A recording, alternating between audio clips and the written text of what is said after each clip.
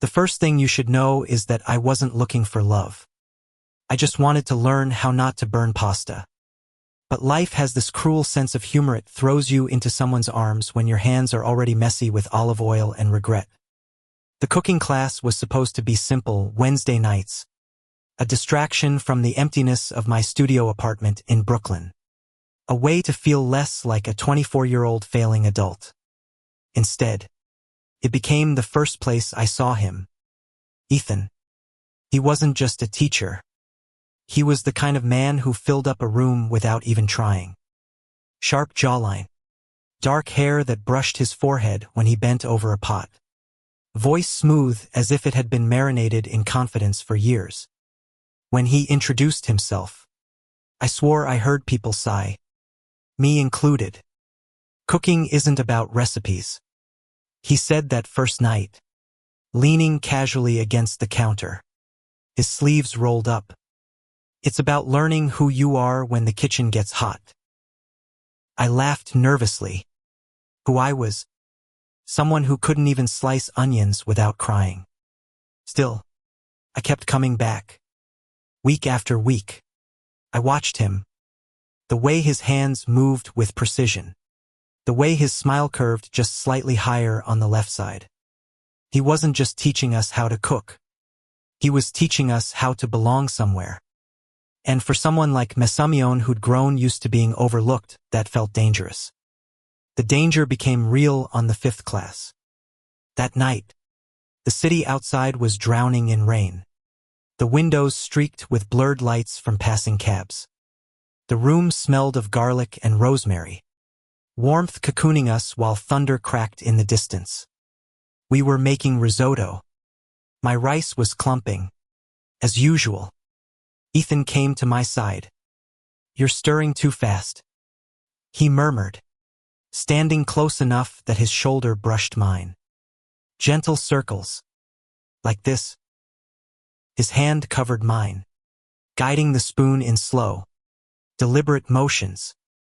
My chest tightened, heat rising that had nothing to do with the stove. I wanted to step away, but I couldn't. When he looked at me, really looked, it was like he saw every wall I had spent years building and was quietly asking to step inside. But before I could get lost in him, he pulled back, cleared his throat, and said something I'll never forget. "I want you to meet someone important to me." The words sliced through me sharper than any knife in the room. Meet someone important. My stomach dropped. My pulse stuttered. I laughed. Too loud. Too fake. "Oh, your girlfriend." The word felt like poison on my tongue. His eyes flickered. For a split second, something unreadable passed over his face. Hesitation. Fear. Longing. Then he smiled. The practiced smile of a man who had learned how to hide. "Not exactly," he said softly, "but someone who matters." I went home soaked in rain and confusion. The subway rattled beneath my feet. Strangers pressed against me. And yet all I could hear was his voice. Someone important. Not exactly. The words replayed like a broken record. The next class. He avoided me. He moved easily among the students, praising someone's perfectly seared salmon, correcting another's sauce. But his gaze skipped over me like I was invisible. It hurt more than I cared to admit. And then, at the end of the lesson, when everyone else had left, he called me back. "Stay a moment," he said. The room was empty, quiet except for the faint hum of the refrigerator. He leaned against the counter, arms folded, his usual confidence stripped away. "I wasn't fair to you," he began. "When I said I wanted you to meet someone, I didn't mean it the way you think." My chest tightened. "Then what did you mean?" He looked at me with eyes that burned and trembled at the same time. "I want you to meet the part of me I keep hidden. The part I'm afraid of showing to anyone. You make me want to stop hiding." The spoon I had been holding clattered onto the counter. My breath caught.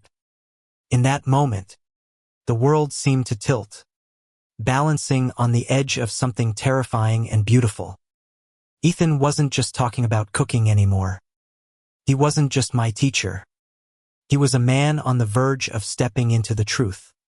And he wanted me to step with him. But truth is never simple. That night, as we walked out together, I saw the way his hand hovered near mine, trembling, wanting to close the distance. And then didn't. He shoved it into his pocket instead. His jaw tightened, eyes darting to the sidewalk as though the city itself was watching. And maybe it was. Because in New York, love between two men wasn't always a scandal. But for Ethan, a man who had built his career on reputation, on respect, it was a risk. A risk he wasn't sure he could take. And me? I was just a student who wanted more than recipes. I wanted him. But wanting him meant becoming the storm he was trying to outrun. Silence stretched between us like a taut string ready to snap. Outside, the city howled with sirens and rain. But in that small kitchen, it felt like the only sound was the unspoken truth pounding in our chests. Ethan was the first to look away. "You don't understand what this could do to me," he whispered, voice raw. "I can't just be reckless." I wanted to scream that love wasn't reckless, that wanting someone so fiercely it hurt wasn't a crime. But I swallowed it. Because what right did I have to demand his truth when he'd carried it alone for so long? Still, I stayed. I stayed through the next week when he barely spoke to me in class, eyes shadowed with conflict. I stayed when he lingered after everyone left, hovering as if he wanted to say something but never did.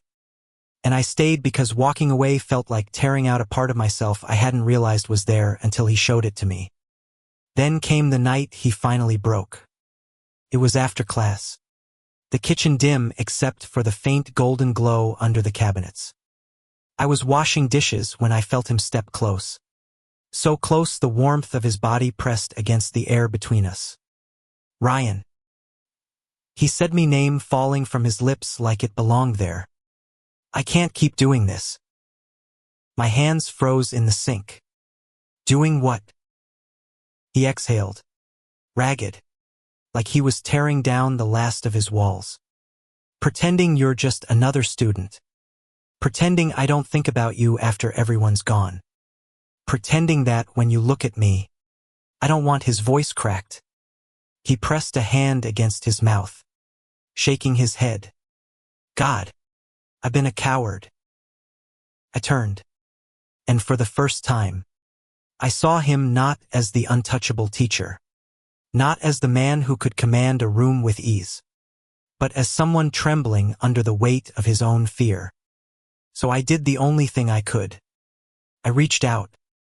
My hand brushed his, tentative, fragile. He didn't pull away. The next moments blurred his hand gripping mine, his forehead leaning against mine, the silence heavy with everything we hadn't said. It wasn't a kiss. Not yet. But it was more than enough to set my world spinning. But the universe doesn't let happiness linger without testing it. The very next week, a student snapped a photo of Ethan's hand over mine, guiding me at the stove. Our faces too close, eyes locked. Spread. A whisper at first, then louder, until the head of the cooking program pulled him into an office and closed the door behind him. When he came out, he was pale. "They want me to resign," he told me later, voice hollow. "They said it's unprofessional." He laughed bitterly. Unprofessional to be human. Apparently. Guilt clawed at me. "It's my fault," I said. "No." His hand tightened on mine. "Don't you dare say that. If anything, you're the only thing keeping me from drowning." But even as he said it, I could see the weight dragging him down. His career, his reputation, Everything he had built it was crumbling because of a truth neither of us could deny. That night, I almost walked away. I almost convinced myself he'd be better off without me. That I was just the storm ruining his carefully built life. But when I stepped outside his apartment, the rain soaking through my jacket, I heard his voice behind me. "Ryan." I turned. He stood in the doorway, hair damp, eyes wide with something raw and unguarded. "Don't leave me," he said simply. And I couldn't. We fought for it, God. We fought hard. Against whispers. Against stares. Against the gnawing fear inside him that told him he'd lose everything. And maybe he did lose pieces of the life he once thought defined him. But he gained something bigger. Weeks later, the class ended. No certificates. No grand applause. Just the quiet knowledge that we had survived it. And one night, when the city outside was alive with neon and laughter, he finally kissed me. It wasn't tentative. It wasn't afraid. It was hungry, desperate. Years of silence shattering in a single breathless moment. "I want you to meet someone important," he murmured afterward, smiling against my lips. I laughed through the tears. "Yeah. And who's that?" His hand cupped my cheek, thumb brushing away the wetness there. "The man I've been waiting to find my whole damn life." And this time, there was no hesitation. Ethan didn't hide anymore. He didn't look over his shoulder when our hands brushed in public. Didn't flinch when people stared. He was free. And so was I. Love had burned us, broken us, tested us. But it also rebuilt us. And in the end, all it took was a kitchen, a risotto, and the courage to stir gently instead of running scared. Because sometimes the person you think you're only learning from becomes the person you never want to live without. And that's the recipe I'll never forget. Thank you for listening. Don't forget to like and subscribe to stay updated with the latest videos.